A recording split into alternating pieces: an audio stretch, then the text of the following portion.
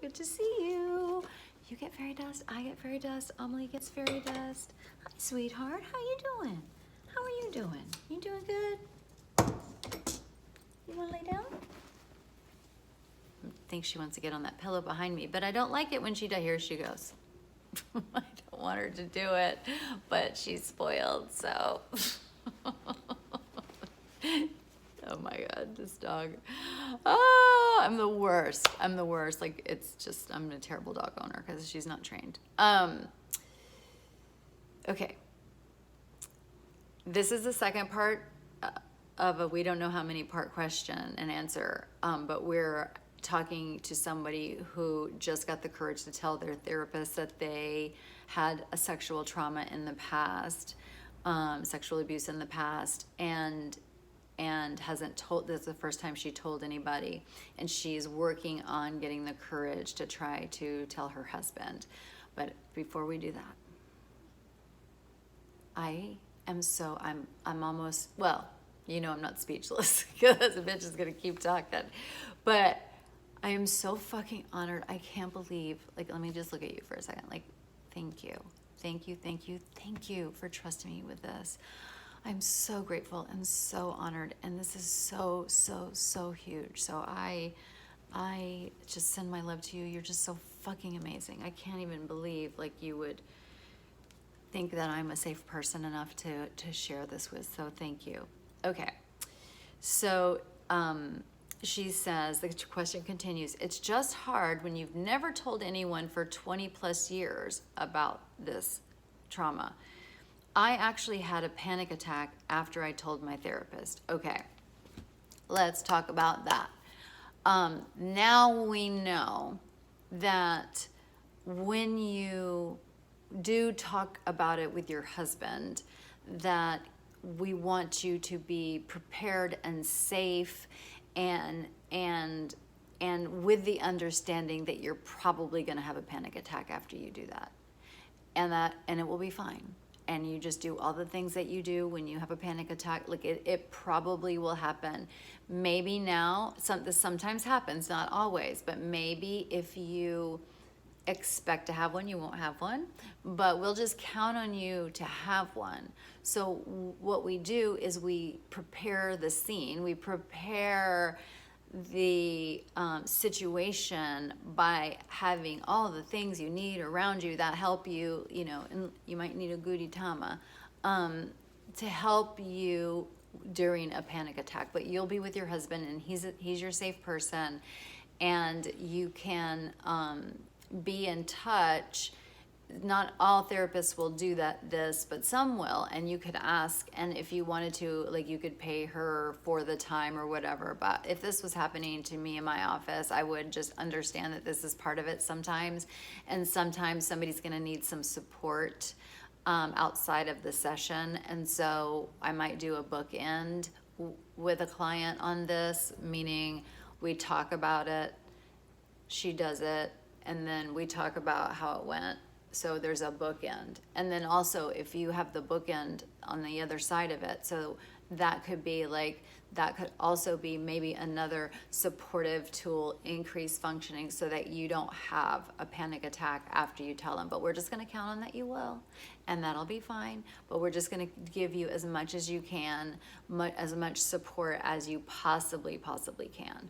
So just wanted to make sure that you knew that. And you know, sometimes when we do something really hard in our life, like tell a therapist that we were sexually abused in childhood, when we do that, what happened to us after we shared, we can see by what happened. So I share something and then I have a panic attack. Well, we can see one of the reasons you kept it a secret is because of that part of that is that you were protecting yourself from panic attack, that you had, again, figured out your coping skills. But once you tell it, it's not going to go well. I do the same thing with boundaries. Like, you know, if a person is married to a narcissist, and I'm saying this to help explain the point, but if a person is married to a narcissist and they've been not wanting to be with the narcissist for a really long time, part of the reason they stay is because they understand that shit is gonna go down if they try to leave the narcissist.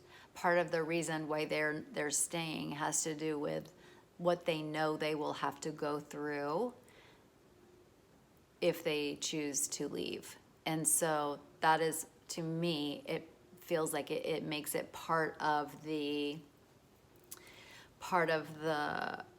reason of why we chose the coping mechanism that we did. So, okay, so I had a panic attack after I told my therapist. It was like my brain freaked out that something it had worked so hard to cage was free and out of its control. Exactly. My hubby is really understanding most times, but I know not knowing exactly why leads to his feelings of getting hurt because he thinks I simply don't want to be intimate because I love him, etc. I hate that it makes me feel so guilty. I'm working so hard. The fact that I can tell you is a big deal, as if I were standing in front of you, I would probably be silent. Do you think someday you might be able to do a video on about how to talk to our spouses about trauma from our childhood? Okay, I'm finally getting to your question. But it is frustrating, and it makes me wonder if part of the reason why you knew you had to tell your fucking therapist this nightmare, that you knew because of it was starting to affect your relationship with your husband, like meaning hurt feelings or whatever. And then so hurt feelings and guilt. And again, you were protecting yourself from all of those things, but now it's too much. And so one of the things, I have a food addiction, recovering bulimic compulsive overeater, and one of the reasons that I needed that, like I needed that to survive, that was my coping mechanism, but it got so out of hand and out of control that it was outliving its usefulness. So it served me for a huge ass part of my life, but now it is just causing havoc if it ever, when I have to deal with it. So it literally does not serve me anymore because it blocks my dreams. And so it doesn't serve me anymore, but it did. And your coping mechanism served you, but that's what it feels like. Your coping mechanism is actually you're outliving it because now it's impacting your relationship. So that's probably why, I don't know, but that's what comes up for me when I think of that. Like, and so you're doing amazing, and you are working fucking hard. Like, you're working so fucking hard. Like, oh my fucking God, like you're working so hard. This is so huge. Okay. So, I'm just going to tell you a little bit what I do. And so sometimes if the person really, and remember the words are extinguished from you. It's like learning a new language, having to talk about this. And so sometimes it's actually helpful for the man, for the husband, the spouse, the boyfriend to come in with me. I'm not a family therapist, but sometimes it might be helpful if I was there to explain what was happening and also explain some of the things that were going on, just so he could understand. So again, I don't know if your therapist does that. Not all do. Everybody does their own way of doing therapy. But because I just only work with women, but I will make exceptions to say something on my client's behalf. And I've done that with grief before as well. So to kind of get the other person on board with a little bit of grief education, maybe like 2 sessions or something. But and so that could be a way to do it. But again, if you do it, then you could bookend it.